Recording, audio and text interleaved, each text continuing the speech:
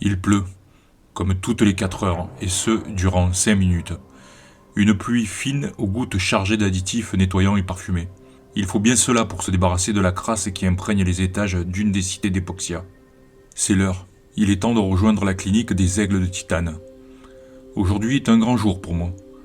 Après une très longue réflexion, j'ai fini par accepter le concept d'évolution ultime. À l'image de nos stars, sportifs et autres leaders plus ou moins célèbres, je me conformerai aux standards actuels. Je vais quitter ma nature humaine pour devenir machine. Heureusement, Clara m'accompagne. Elle a déjà passé le cap, et si elle n'avait pas ouvert la voie, je serais certainement encore longtemps un homme de chair et de sang. Il est 9h30 et nous sommes au pied de notre immeuble, au niveau -36 de la sphère 48 d'Epoxia, à l'abri de son dôme gigantesque. Le rendez-vous est pris avec une capsule pour notre transport jusqu'à la clinique. Pile à l'heure, notre véhicule arrive et se gare devant nous. La porte s'ouvre et nous nous installons à son bord. Je lui indique notre destination et le véhicule démarre aussitôt. Quelques secondes plus tard, la capsule nous propose le visionnage de 2 spots de pub pour nous faire profiter d'une réduction sur le coût du trajet. J'accepte, sachant que nous ne serons certainement pas très attentifs. Alors que nous nous engageons sur la rampe, nous menant au niveau supérieur, le premier spot démarre. L'habitacle se transforme. Les vitres deviennent opaques et nous sommes à présent au cœur d'une géode visuelle. Il nous est interdit de parler, sinon le contrat sera rompu et le paiement de la course sera total. Alors que nous nous embrassons, je perçois vaguement le message suivant. La publicité démarre sur le logo de Finantex, organisme financier spécialisé dans la santé. Une voix rassurante diffuse le message suivant. Profitez de nos plans de financement sur votre transplantation, l'évolution ultime à la portée de tous. Finantex, la solution est à votre portée et si vous le voulez, nous pouvons en complément vous proposer une rallonge pour un financement de procréation et établir d'une traite transmissible, et ce jusqu'à 4 générations. Le spot de pub se termine sur une dernière incitation à les contacter. Les écrans disparaissent et nous retrouvons la vue sur l'extérieur. La capsule monte encore dans les étages. Chacun d'eux fait 50 mètres d'épaisseur et la plupart des bâtiments servent de lieu de vie, mais également de poteaux pour le maintien des étages supérieurs. Seul le niveau 1 exhibe des tours qui dépassent les 2000 mètres. Au fur et à mesure de notre ascension, les niveaux sont de plus en plus beaux, propres et lumineux. Plus nous montons, plus nous grimpons dans l'échelle sociale. Au niveau -10, le deuxième spot de pub débute. De nouveau, les écrans se forment dans la capsule et une musique nerveuse démarre. Musique suggestive, une voix suave et des images plus qu'érotiques. Le discours ne laisse planer aucun doute. Venez vous amuser au Celebrity Park. Faites l'amour avec toutes les célébrités à la mode. De la façon que vous voulez, avec le ou les partenaires que vous voulez. Faites tout ce que vous désirez. Chez nous, l'artificiel est aussi doux et bon que le naturel. Vous aurez la sensation d'avoir vécu un moment intense avec celle ou celui dont vous êtes fan. N'hésitez pas et venez faire l'amour avec vos stars. Le Celebrity Park, un pur moment de bonheur. Fin du spot. Le trajet continue et nous voici enfin à destination. La capsule s'immobilise au pied d'un large escalier magistral menant à la clinique. Nous admirons le spectacle autour de nous. Sur ce trottoir de marbre, aux reflets dorés, les gens passent comme s'ils évoluaient à l'unisson dans un bal royal. Ils sont vêtus de riches étoffes, le visage à moitié couvert par des bijoux modulables. Certains ne touchent pas terre et se déplacent sur des chaises porteuses. Ils flottent littéralement dans les airs. Des fois, suivis par un plateau sur lequel s'expose un petit chien, un chat ou tout autre animal artificiel. L'apparat passe aussi par ça. Mais, au-delà de toutes les démonstrations de luxe et d'argent, il y a, pour moi, plus choquant encore. La présence de forces de sécurité est impressionnante. Tous les 20 mètres se trouve soit un robot vigile, soit un soldat en armes, soit des bornes de surveillance.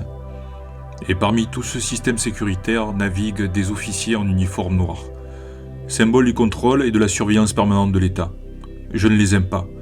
Ils évoquent de bien mauvais souvenirs. Il est temps de se dire au revoir. Un dernier geste, un dernier sourire forcé et je me sépare d'elle. Je me tourne et monte les quelques marches qui me séparent de la clinique. Nous nous regardons une ultime fois tandis que la capsule repart avec Clara à son bord. Et les règlements étant particulièrement stricts, je franchis donc seul le seuil de la clinique. Mon changement de nature va très vite se concrétiser. Clinique privée, les aigles de titane, bloc E. Dans la salle d'opération, l'équipe du professeur chauffeur s'active sous de puissants projecteurs. Les parois métalliques de la pièce renvoient les reflets de l'étrange balai auquel se livrent les chirurgiens. Assis sur des sièges sans pieds, ils volent littéralement et se déplacent à volonté. Les citoyens d'Epoxia, nouvelle fédération d'États issue des pays européens, sont parvenus à vaincre peu à peu la plupart des lois naturelles. Ils maîtrisent les lois de la pesanteur ainsi que celles relatives au génome humain ou à la chimie moléculaire. Il règne dans le bloc un silence quasi monacal, à peine troublé par le ronronnement des systèmes de ventilation, garant d'une hygiène irréprochable. Le professeur chauffeur demande « Boris, où en sont les paramétrages nanotechnologiques ?» « Tout est ok, professeur. L'identité organique du client n'a posé aucun problème. Le service de chimie moléculaire a pu établir une fiche signalétique très précise. La reconstruction devrait se dérouler dans les meilleures conditions. » « Parfait, poursuit le professeur chauffeur, sans lever les yeux de son écran de contrôle virtuel. Il est toute option ? Oui, il a souscrit un contrat Prestigis pour une transplantation sur une structure en alliage de titane carboné, du très haut de gamme. Je sens poindre une trace de jugement ou de critique dans le ton de votre voix. Habitué aux remontrances du professeur, il ne bronche pas et se permet de dire « Je pense au contraire qu'il fait bien d'investir généreusement dans sa nouvelle forme. » Oui, voilà, je sais lire en vous sans la moindre difficulté, ironise le professeur en guise de conclusion. Boris ne dit plus rien et se contente de seconder au mieux le professeur. Lorsqu'il se remet à parler, c'est uniquement parce que le professeur lui demande « Nom du patient ?» Nathan Sandy, 1m88 pour 85 kg, précise Boris. Le professeur se tourne alors vers un autre assistant. Comment s'est déroulée la mort clinique ? Très bien, lui répond-il. Aucun réajustement moléculaire à prévoir. Le cerveau a été extrait sans dommage. Bien. Que chacun regagne son poste. Nous allons démarrer la phase d'assemblage. Lancez le programme de positionnement des éléments.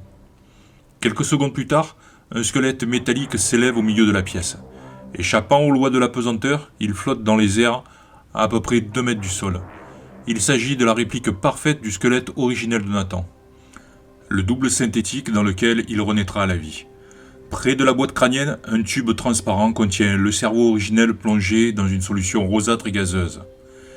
Des nuées de bulles remontent vers la surface et viennent se coller aux parois gélatineuses de l'encéphale.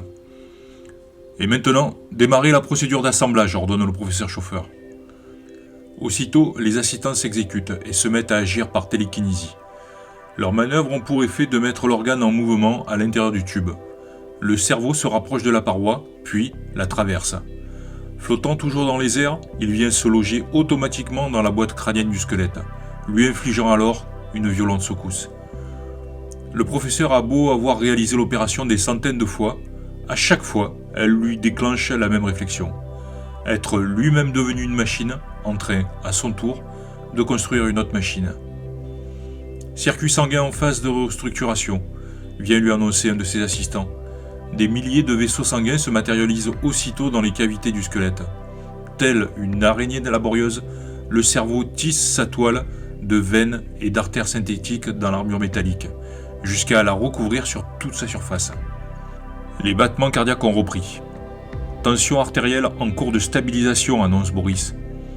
Activez les régénérateurs moléculaires, répond brièvement le professeur chauffeur. Tout ça est devenu si routinier. Oui, routinier. Combien la clinique a fait d'opérations de ce genre par an ? Des centaines ? Des milliers ? Que passera-t-il quand il n'y aura plus de gens à transformer ? Non, transformer n'était pas le bon mot. Les commerciaux l'avaient suffisamment repris sur le sujet. Reconstruit était le mot qu'ils vendaient aux patients. Et ce, même si de leurs anciens eux, il ne reste au final pas grand-chose. À quelques mètres de l'enchevêtrement de métal et de vaisseaux sanguins, des grosses cuves commencent à émettre une lueur rouge. Nés de simples points lumineux matérialisés au centre, les faisceaux s'étendent rapidement et irradient la totalité de la matière contenue dans les cuves. La chimie moléculaire entre en action.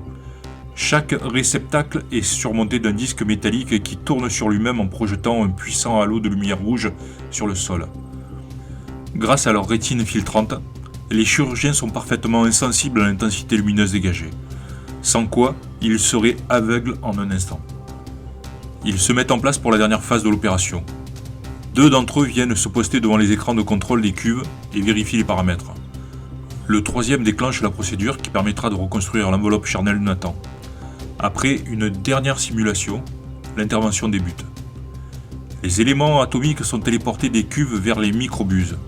Ces outils fins et élégants sont semblables à des stylets.